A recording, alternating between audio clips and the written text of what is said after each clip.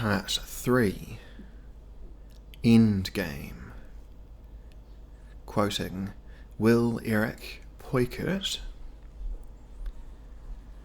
The Renaissance is a rebirth of the occult sciences, and not, as taught in schools, the resurrection of classical philology and a forgotten vocabulary.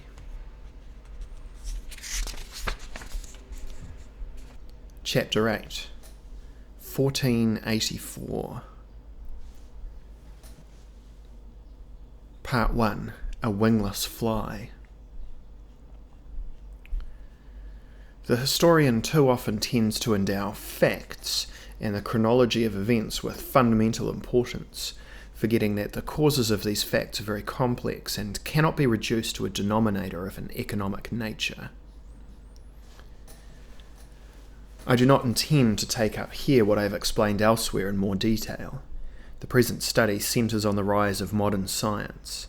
Having established that modern science presupposes a very different mentality from that of the sciences of the Renaissance, the historian of ideas has not only the right but the duty to inquire into the causes that have produced the tremendous change in human imagination that has led to the transformation of the methods and goals of the natural sciences.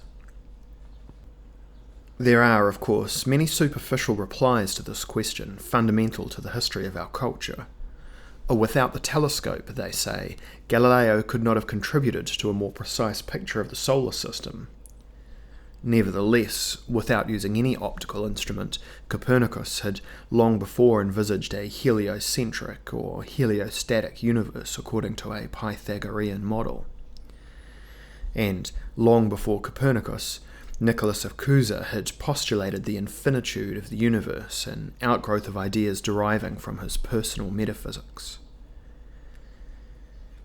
This easily demonstrates that technical advances have played a marginal role in forming the spirit of modern science. Another hypothesis, just as superficial, states that Renaissance sciences had amply demonstrated that they lacked utility.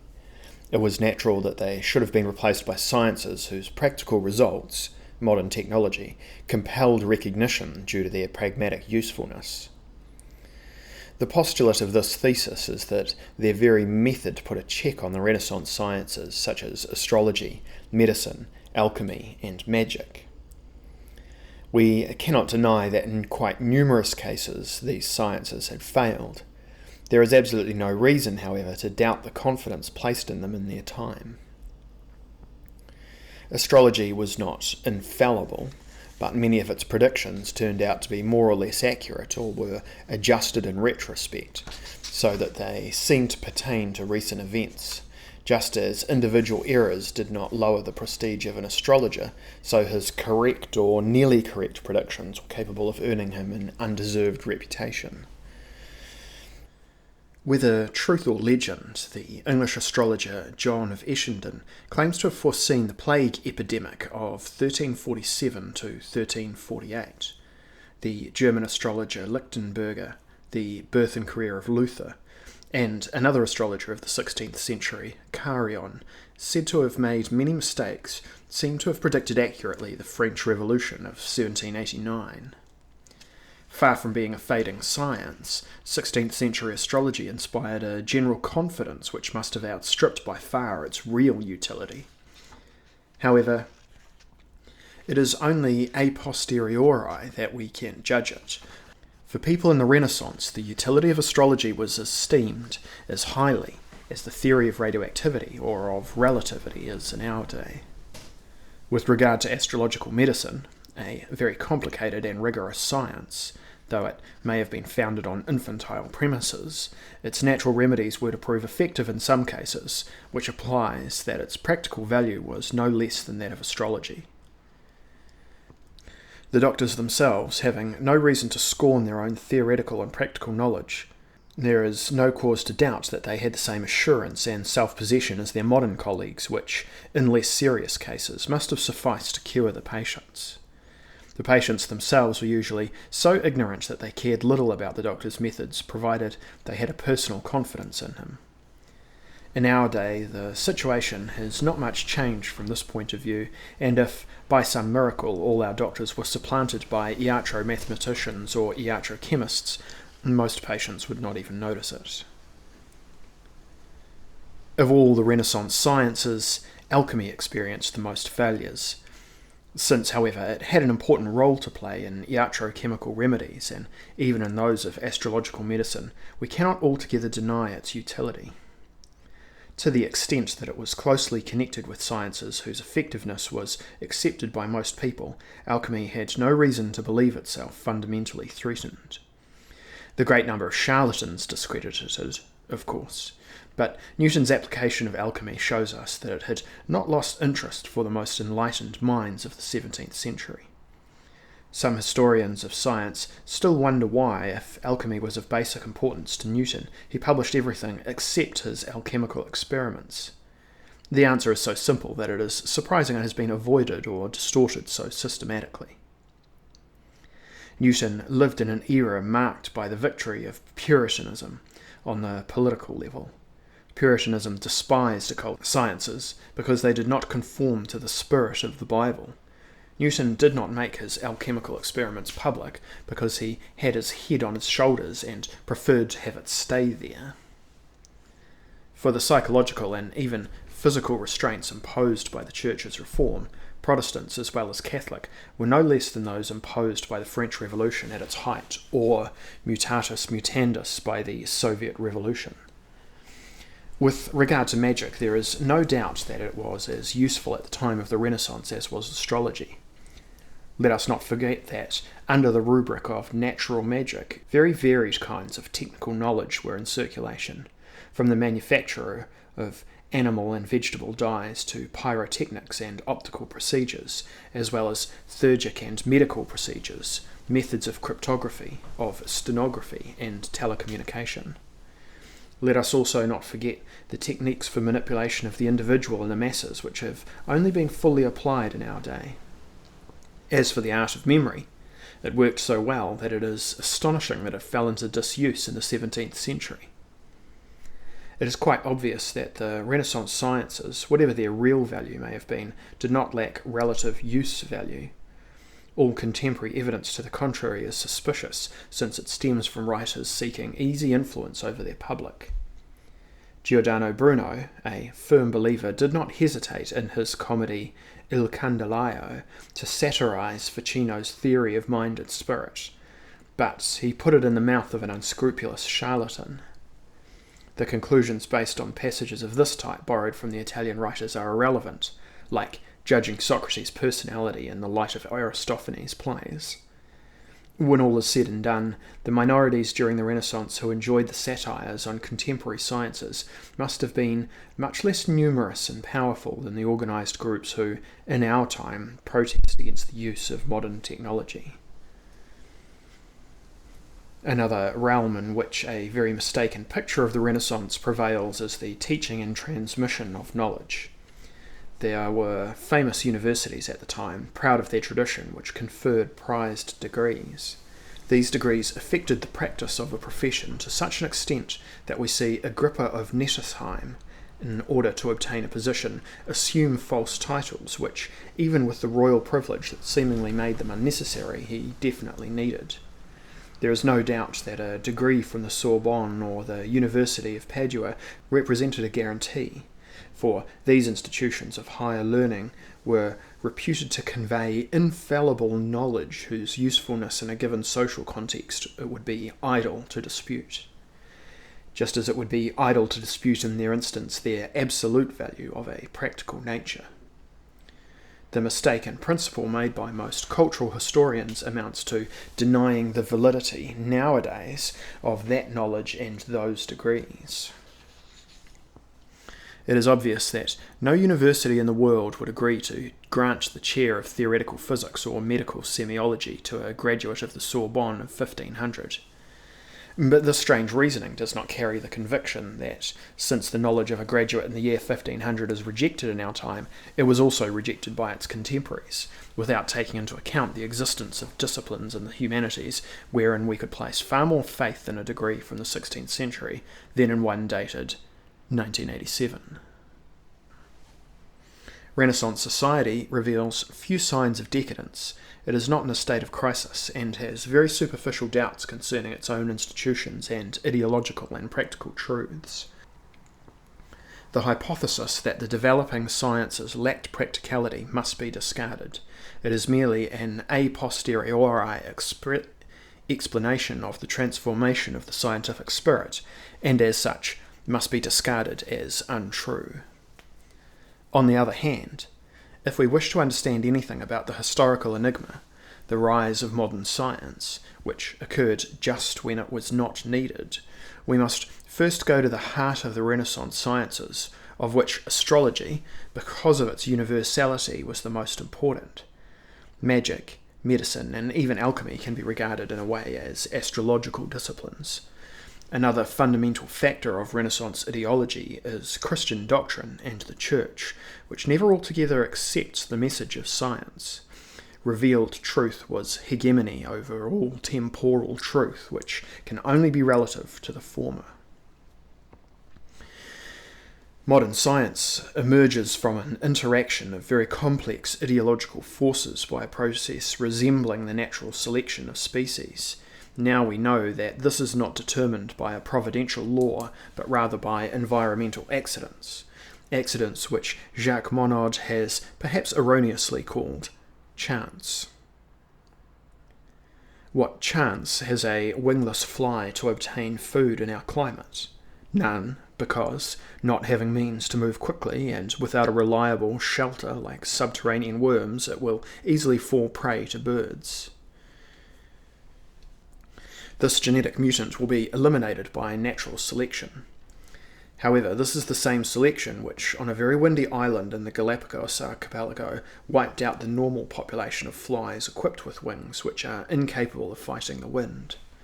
Only wingless flies were spared because they move on the ground and birds find it hard to catch them. A wingless fly is, by definition, a sick fly, that particular mutation depriving it of the ability to survive. In a certain ecological niche, however, it is only these mutations, these aberrant products of nature, that have the good fortune to be preserved. This is exactly what happened to the modern scientific spirit.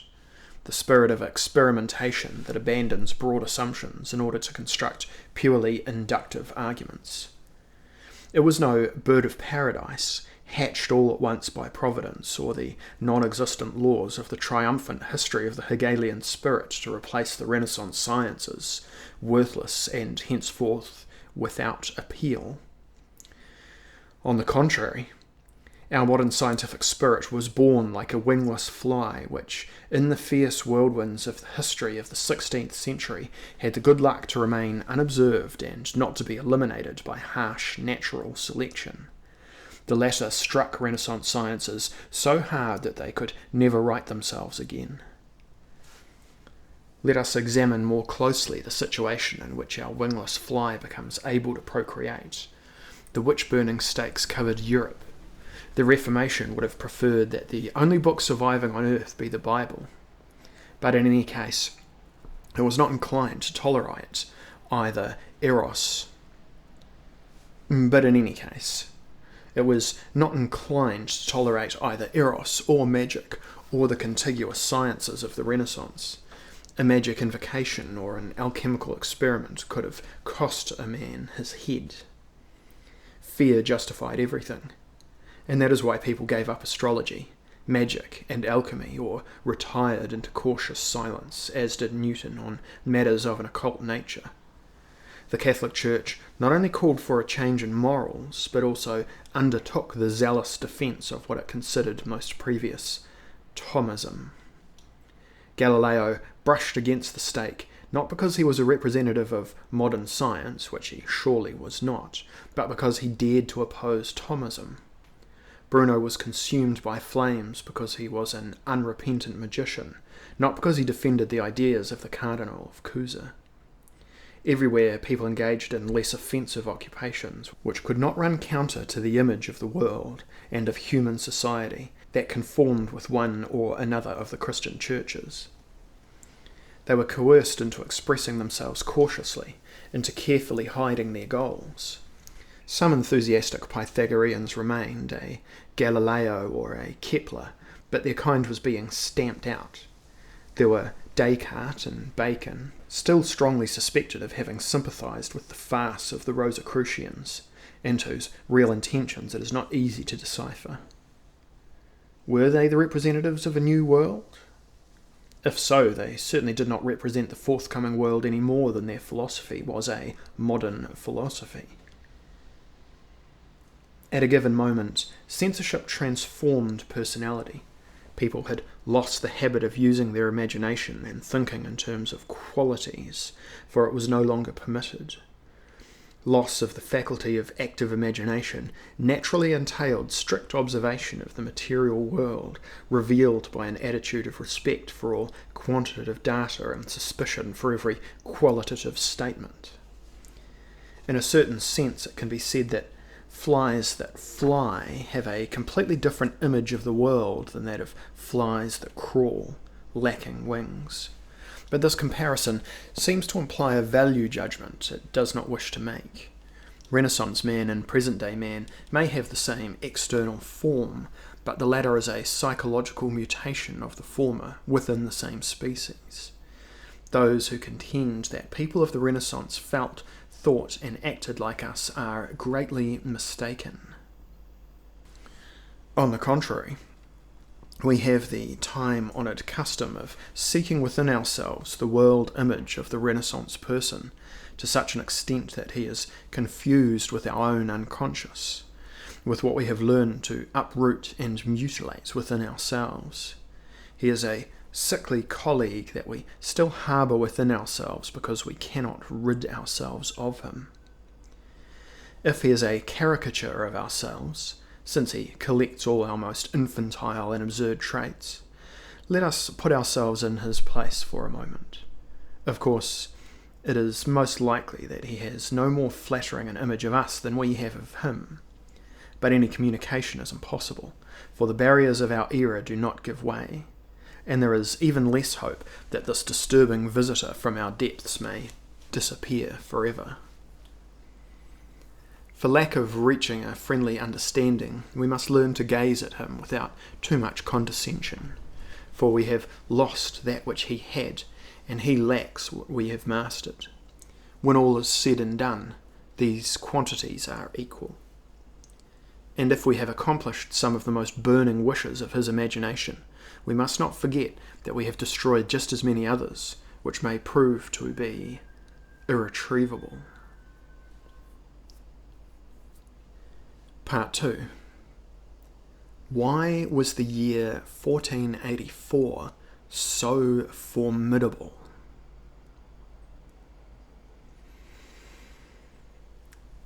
In the kind of history popular with our contemporaries, emphasis is placed on events which, for the people of the Renaissance, were only of secondary importance.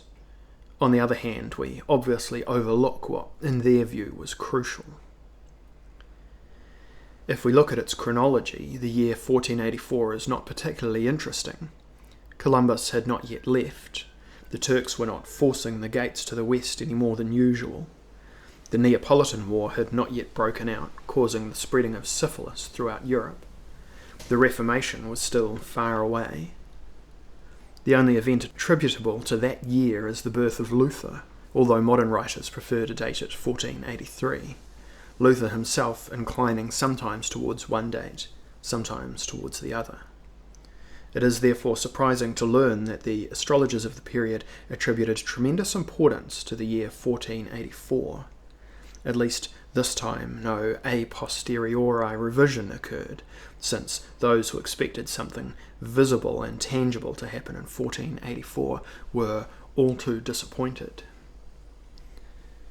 Al-Kindi, whose theory of stellar radiations is already known to us, had also formulated a theory of the general conjunctions of planets and their influence on the fate of religions.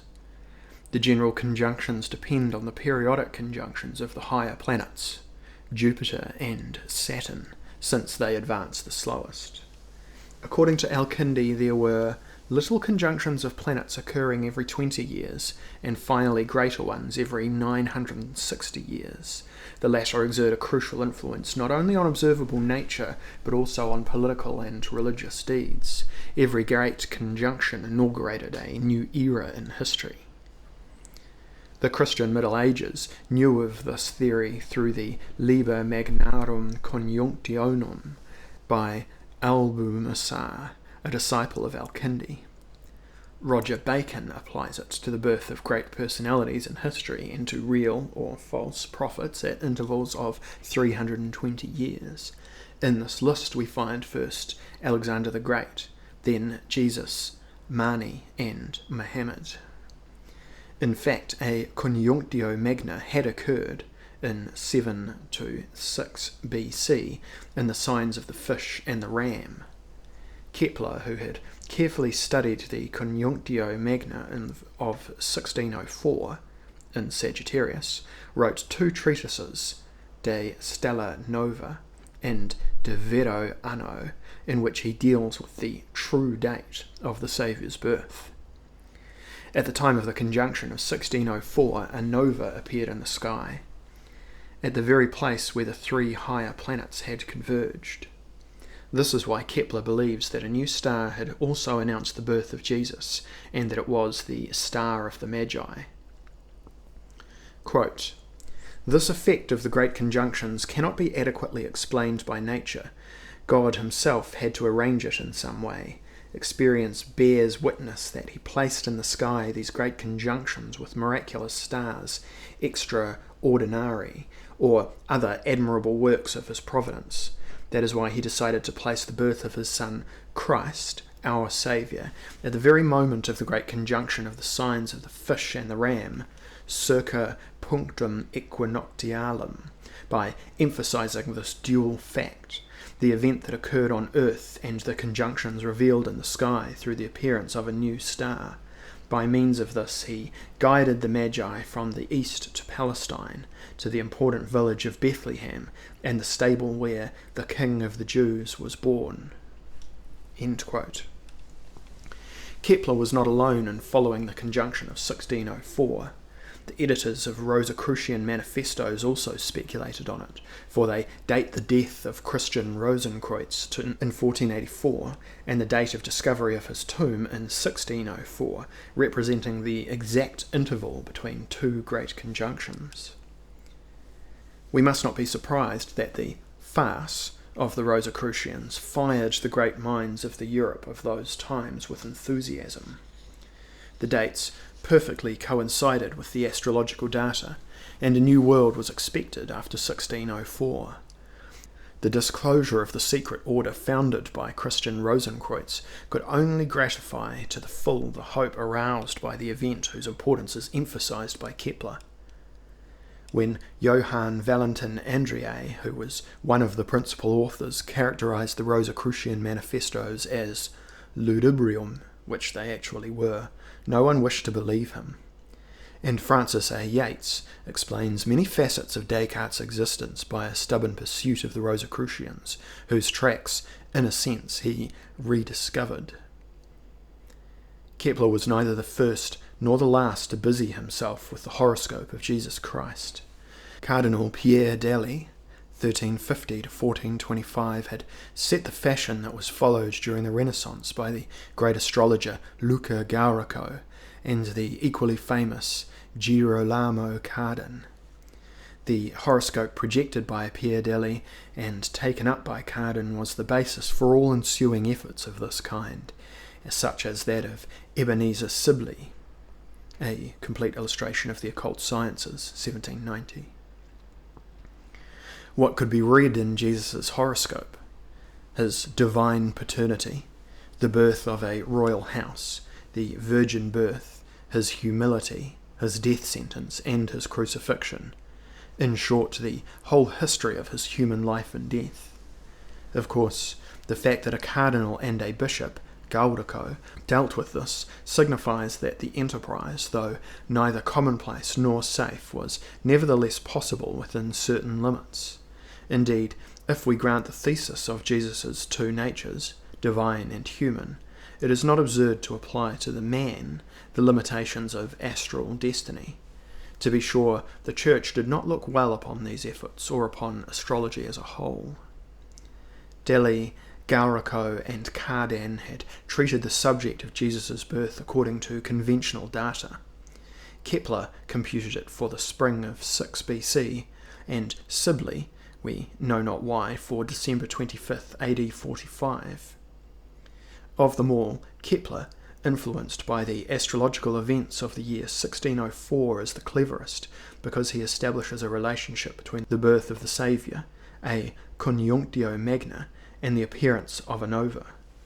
The doctrine of conjunctions, derived from Al-Kindi and Albumassar, was linked to various theories of cosmic cycles formulated by Roger Bacon, Peter of Urbano, the abbot Trithemius, Adam Nakamosa, Kepler, and others. There is no perfect agreement among them, but they all stem from Al-Kindi's data, which Poikert sums up thus, quote, "The conjunction of the higher planets repeats every 20 years. It changes 4 times in succession between the signs of a triangle. Finally, at the end of 240 years, it passes over to the triangle, following in the order of signs, and repeats its cycle, likewise in the 3rd and 4th triangles. After 4 times 240 years, 960, it is at its point of departure, the first sign of the first triangle, at the same degree as at the beginning, and in passing over to the next degree it begins a new cycle. There are, therefore, 3 principal periods or cycles. 1. The small cycle of 20 years duration between 2 conjunctions. 2. The medium cycle of 240 years duration from one triangle to the other. 3. The large triangle of 960 years duration, lasting until the return of the conjunction to the same place in the zodiac. The last, which is almost a millennium, marks a complete renewal of the world. That involves in particular a new religion. The medium one confines itself to great political upheavals, changes of government, etc.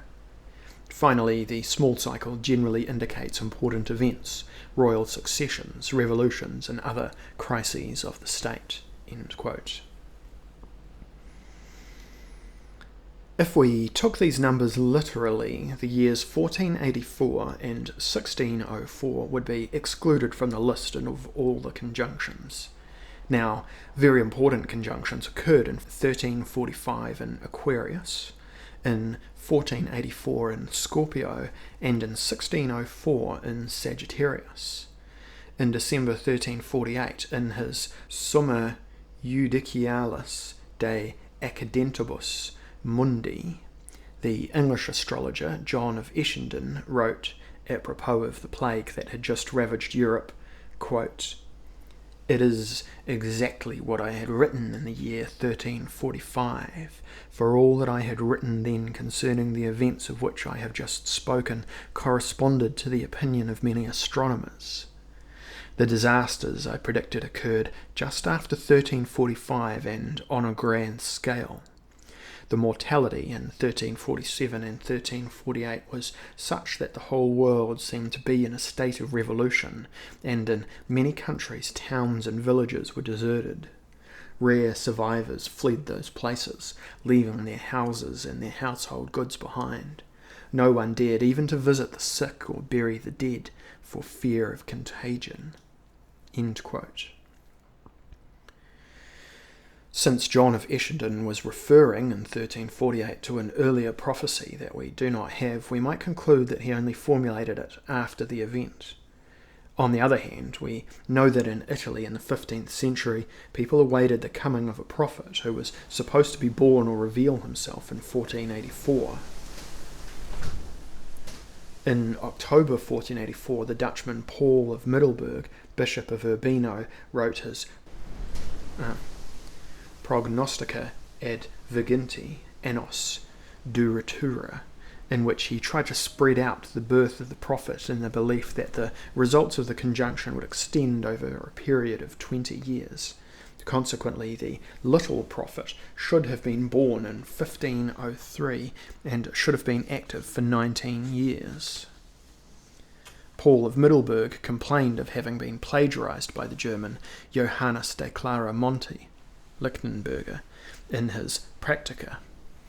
Middelburg's complaint, written in 1492, was contained in his Invectiva in Superstitiosum Quemdam Astrologum, which did not later prevent Lichtenberger's prophecies from creating a great stir in northern Europe, since they were envisaged as having most strangely presaged the coming of Luther. Here is what Lichtenberger predicted about the conjunction of Jupiter and Saturn in Scorpio, November 25th, 1484. A long quote here. This remarkable constellation and concordance of the planets shows that a little prophet will be born who will give an excellent interpretation of the scriptures and will also furnish responses with great respect for the divine being and will rally human souls to him. For astrologers call little prophets those who bring about changes in the laws or create new ceremonies or a divine interpretation to the word considered by men to be divine.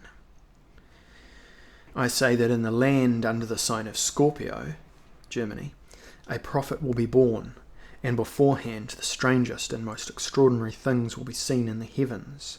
But it is not possible to say at which end of the earth, the south or the north, since such numerous divergences exist in the opinions of scholars. Albu-Mazar thinks it will be in Aquarius and towards the south, but most astrologers think it will occur toward the north. Be that as it may, says Mesahala, he will be born in a country moderately warm and humid.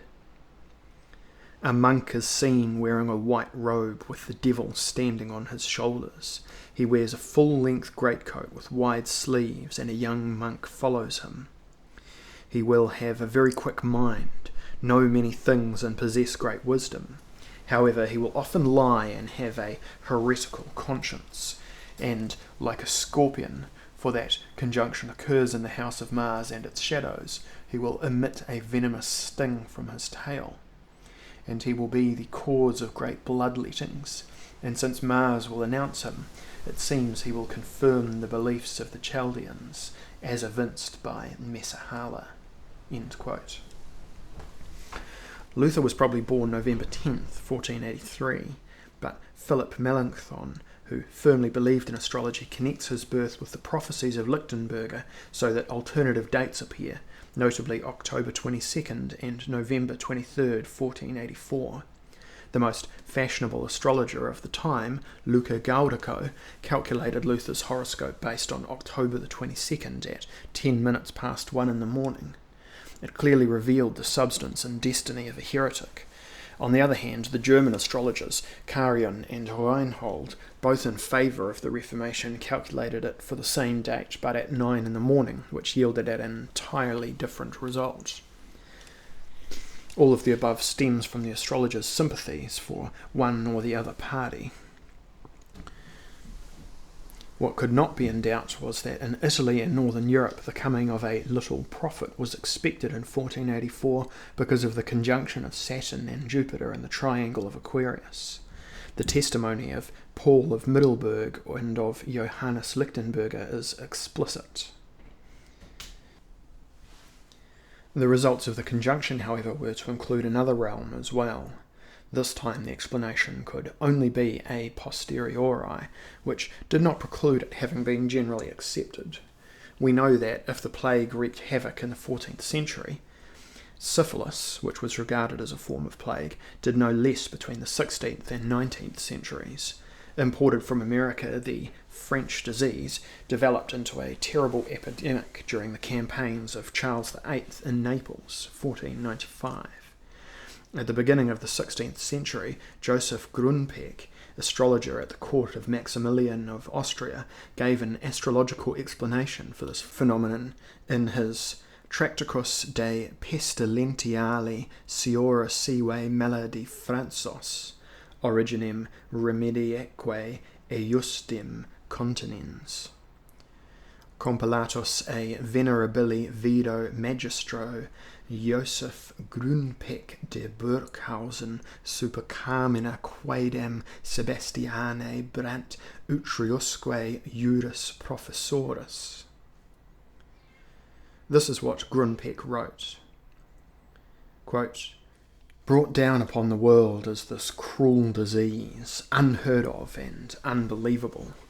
The French disease that the conjunction of 1484 caused to cross over from France into northern Italy and thence into Germany. That is brought about, as we have seen, because Jupiter rules over France. Now, Jupiter is a hot and humid planet. End quote.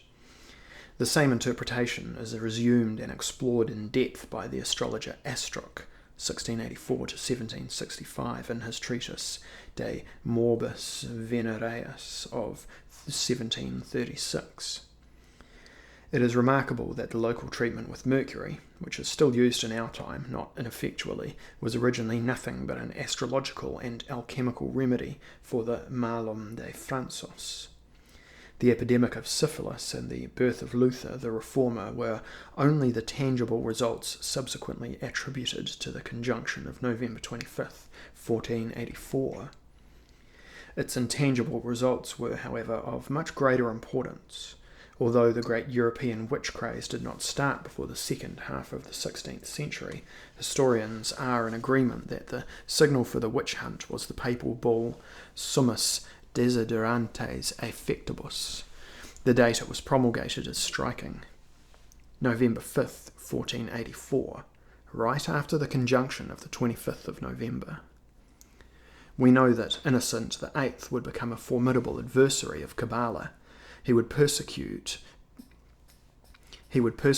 Pico della Mirandola and threaten the canon Marsilio Ficino. That implies that he constantly received information about the occult sciences, an event as important to the conjunction of 1484, which he could read about in the rather worrisome work by Paul de Middelburg, took place in time to magnify his fears. If he had waited a few years, Lichtenberger's pamphlet would have shown him that the little prophet he would have to defend himself against was a monk dressed in white.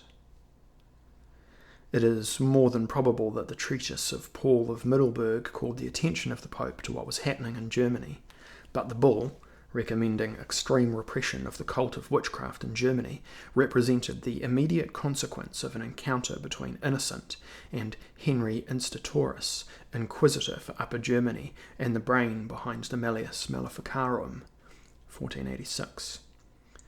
Instatoris was a crank. Bull in hand, he went from place to place, arousing the sincere hatred of all local bishops.